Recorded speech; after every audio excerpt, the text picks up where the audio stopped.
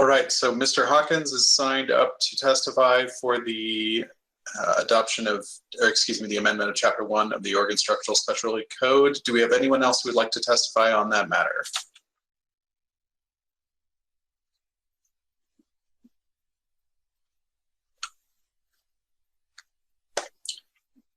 All right, not seeing anyone at the moment, but they may connect later on. Laura, are you ready? Yes, we're ready. All right, let's get started. Hello, good morning again. My name is Tyler Glaze, and I'm the hearing officer in today's proceedings. This hearing is being recorded to maintain a permanent record. Today is February 16th, 2021. The time is approximately 9:44 a.m. and Laura Burns is present in the main conference room of the State Building Codes Division office at 1535 Edgewater Street, Northwest Salem. And that is in the state of Oregon, of course. Laura, is Melissa Stiles also there as well? Yes, she's there. Excellent. All right. So there are several others present virtually via telephone and or GoToMeeting. This is the time and place set for a public rulemaking hearing to take public comment on the amendment of OAR 918-460-0015. These changes amend Chapter 1 of the Oregon Structural Specialty Code. Notice for today's hearing was filed with the Secretary of State on January 28, 2021, and was published in the February Oregon Bulletin. This hearing will be conducted according to the Oregon Administrative Procedures Act, ORS Chapter 183, and the Attorney General's Model Rules. The division will review issues raised during the public hearing and will consider all written and oral submissions.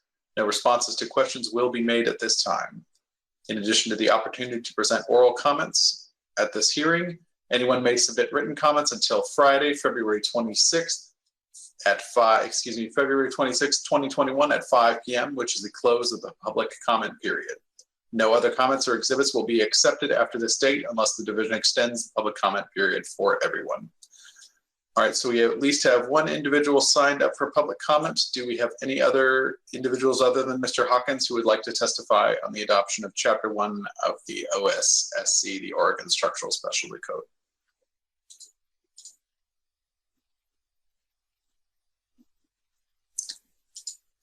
All right, not seeing anyone, but Mr. Hawkins, before you begin, please state your name, address, and affiliation with an organization, if any, for the record. And if you have any written statements, or anyone else who wishes to testify, if you have any written statements, please email them to rulescoordinator.bcd@oregon.gov so they may be properly marked as exhibits and made part of the record. Please proceed, Mr. Hawkins. Yeah, good morning, everyone. My name is Chad Hawkins, Assistant Chief Deputy with the State Fire Marshal's Office, address 3565 Trailstead Avenue, Salem, Oregon. So appreciate getting the opportunity to talk to you folks today. OSFM is committed to the safety of all Oregonians, as our mission is to protect people, property, and the environment from fire and hazardous materials. The office carries out these duties through education, Oregon Fire Code adoption, and development, enforcement activities, along with numerous other preparedness and response activities. OSFM has strong partners with the Oregon Fire Service, and the Oregon Fire Service has raised some concerns with some of the proposed language changes as we're talking to OSSC today, specifically as it relates to Section 102.1 and the provision of waiving a code requirement. The international model codes, as well as the Oregon Fire Code, typically don't support the approach to flat waive a code.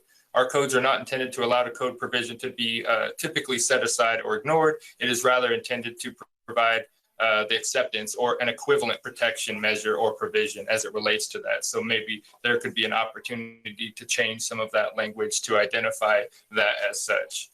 The other section that has raised concern within the fire service is Section 115 and the stop work orders conversation. Under ORS 476030, the fire official enforces statutes related to the maintenance and regulation of structural fire safety features in occupied structures, except that structure changes shall not be required in buildings built, occupied, and maintained in conformity with state building code regulations applicable at the time of construction.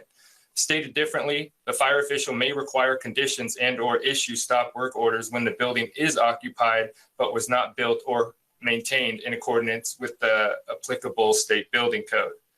When the building code is occupied but does not have a valid C of O issued by the building code division or local government, the building is not occupied in conformance with applicable state building code, and therefore the fire official may require corrections. In addition, it could potentially provide an opportunity for increased work for fire officials who typically don't work in the C of O arena. The concept is once the building is built, then the fire and life safety folks would come in and take that approach to certify the building. But we don't typically get involved with pre-construction, so this could potentially provide an opportunity for our fire officials to be more involved, whereas we might not have capacity to take on some of those challenges with stop work orders if they were to come up. But that's all I have. Appreciate the opportunity to speak today. Thank you.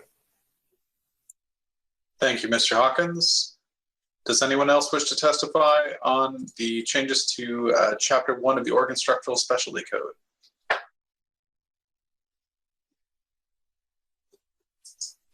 I'm not hearing anyone, but we will wait for just about 2 or 3 minutes to see if anyone else connects to testify on these matters. And if not, we will then close the public hearing. So if you will just hold on one moment, we will be back.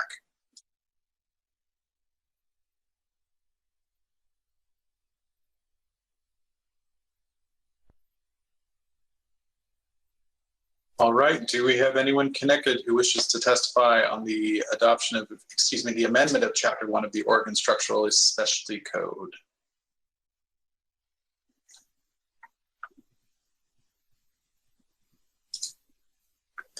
All right, hearing no voices, I will be ending the hearing. Once again, written testimony will be accepted until Friday, February 26th, 2021 at 5 p.m. No other comments or exhibits will be accepted after this date. The time is approximately 9:54 a.m. Thank you for attending today's hearing and providing comments, and this concludes the public hearing. Thank you very much. Thank you, Tyler. Thank you, Laura.